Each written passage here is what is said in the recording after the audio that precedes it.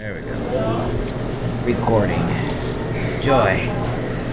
Well, so, some interesting stuff has happened. Oh wait, I should introduce myself first. Okay. I am your host, as always, the Archivist, and with me is... I'm Ken. He's Ken now. Yeah. And, some crazy shit's going on in the media. I just gotta comment on, honestly. Yeah? Yeah. Because, okay, first off, well, okay, you done? Yeah. Okay. All right. I want to do something. I want to tell you. Okay, this is what I do a lot with him when we meet. I tell him certain bits of stories, and then nothing becomes of it because I don't know. I lack confidence or whatever. And so I'm going to do this thing, Right? Because I like doing this, and it's something that I came up with last night. It's a lot of different bits from a lot of different stories. I know I Frankenstein a bunch of crap together, and but it turns out really good, and it makes me. I get very bored while vacuuming. So Yeah. So to clarify, you dreamt up a story at work, yes, and you're going to tell it to me, Yeah. and I'm going to tell you what I think. sure. Awesome. But don't tell my boss. Yeah.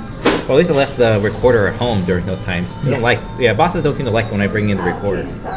I'm sorry, I want it fresh when I think about it.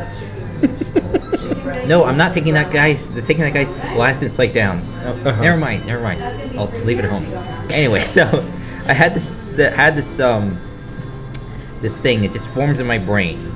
So there's gonna be some gaps here, people. Just so you know. Okay, I'm going to pause you right there. go ahead. How you doing on your food? I think I'll eat a little bit more. Okay. Maybe take it home with me. All right.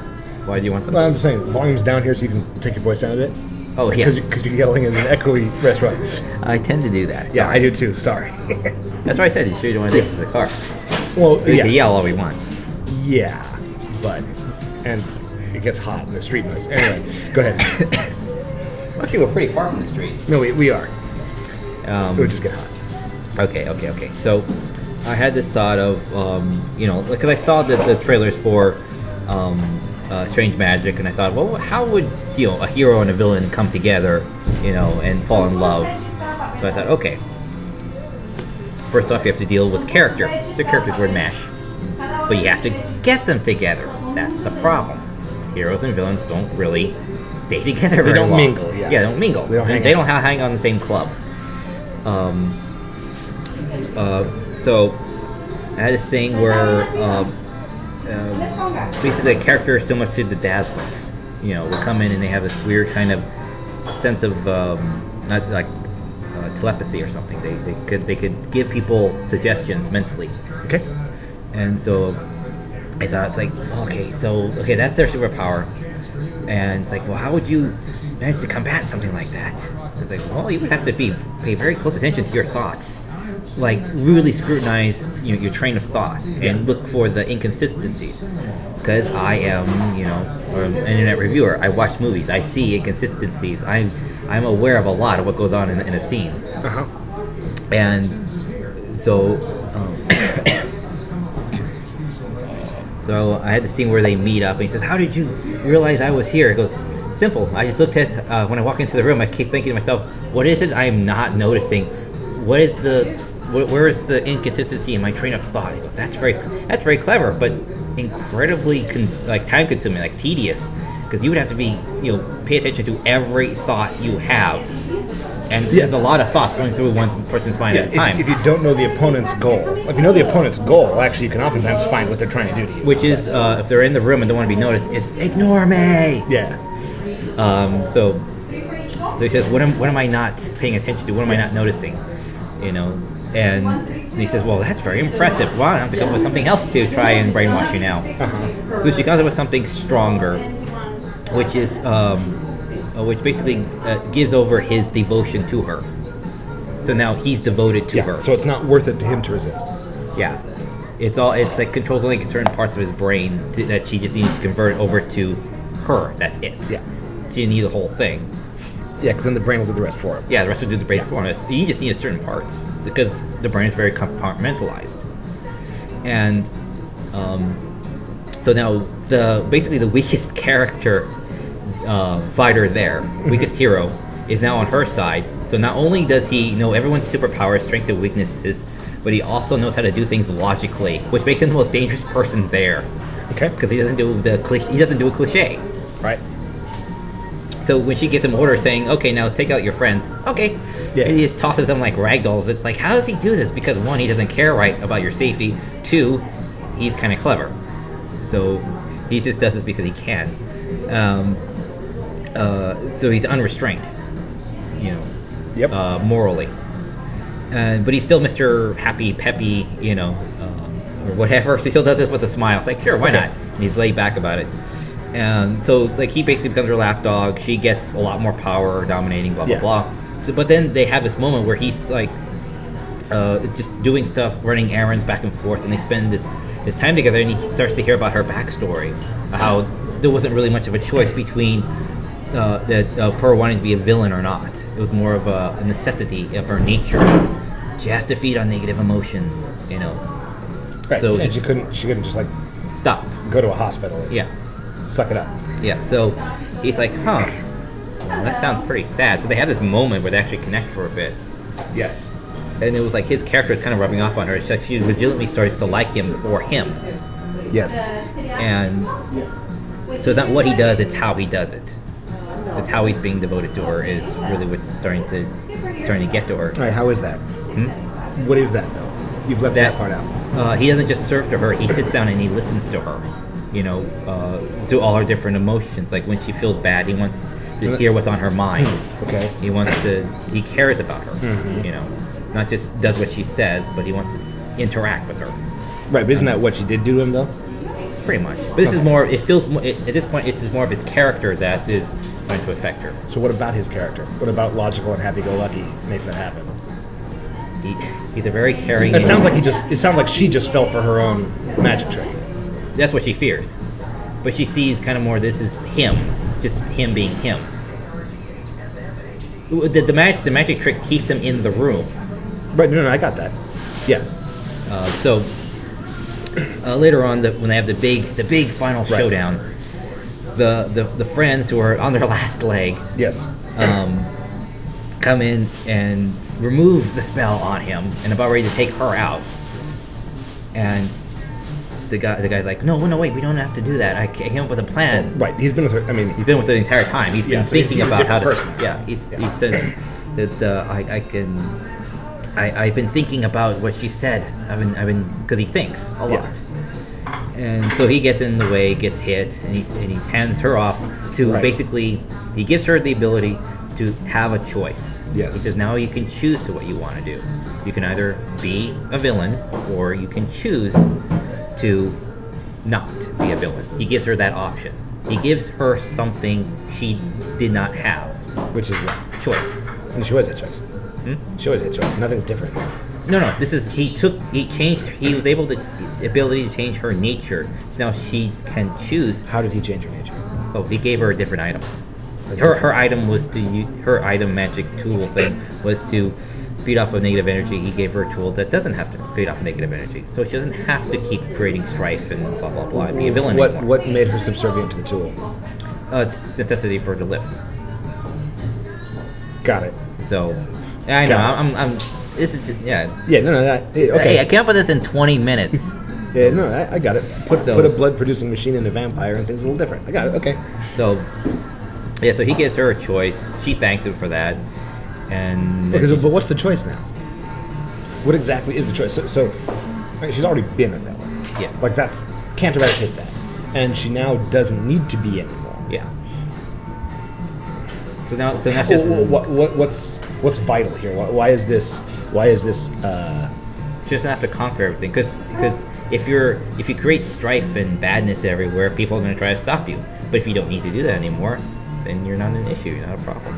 I mean, unless you live in a world where people have a justice system. Yeah. So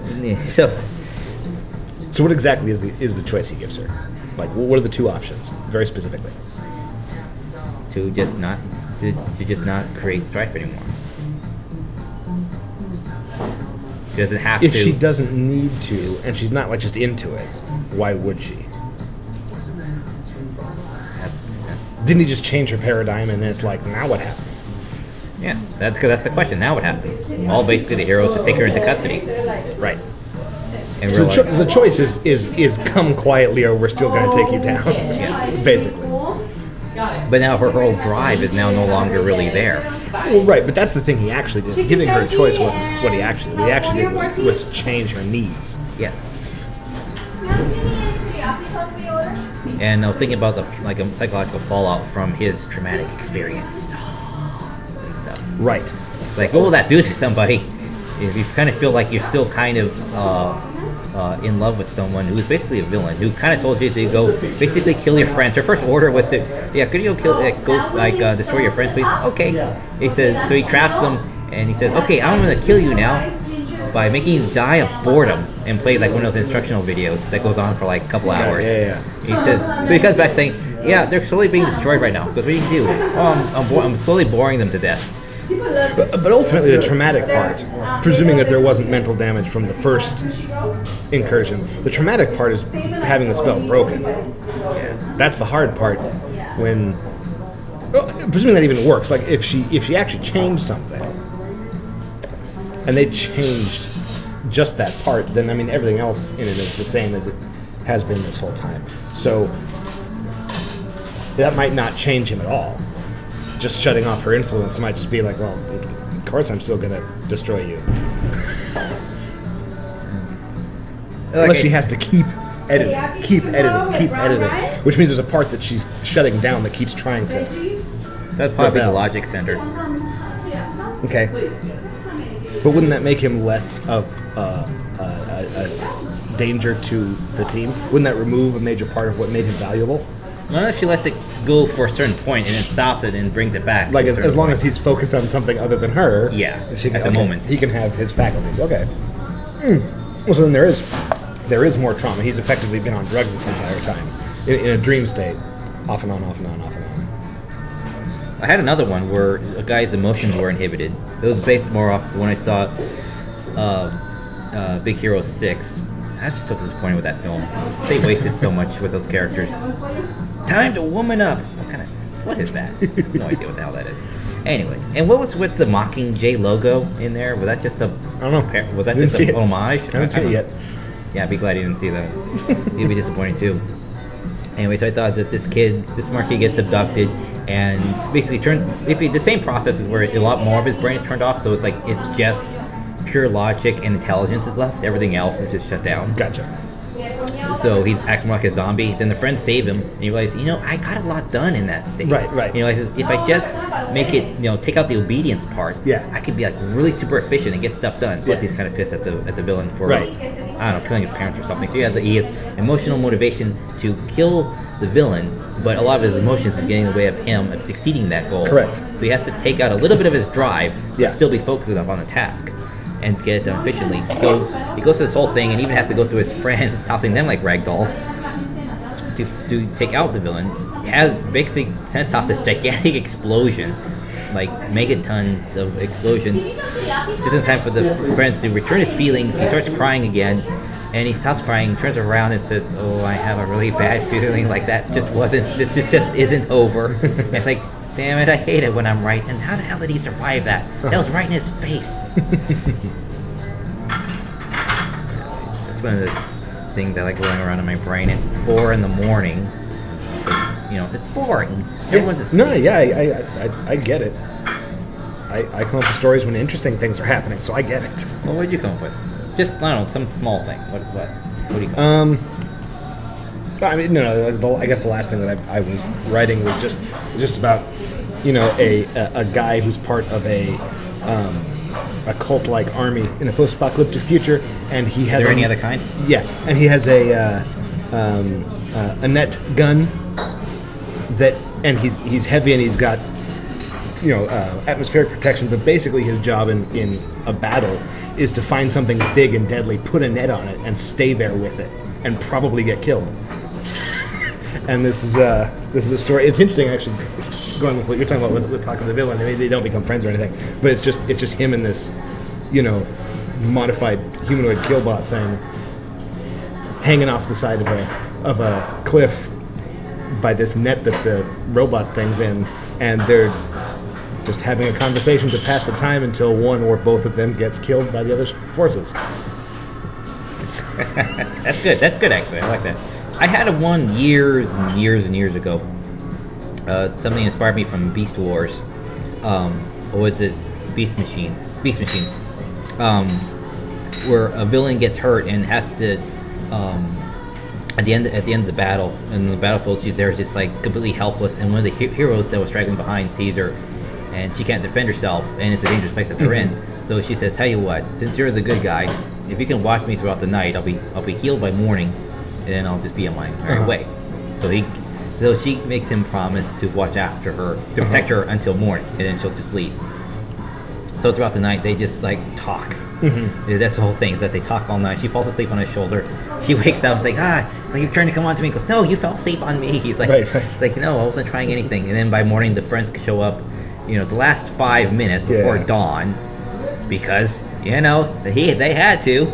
Otherwise, then we wouldn't have a story. And then he has to fight his friends for the next 5 minutes, and then sunrise, and he says, "Well, it's sunrise, and no one hurt you, so, that's it." She's like, "Well, thank you." And then she leaves. That's it.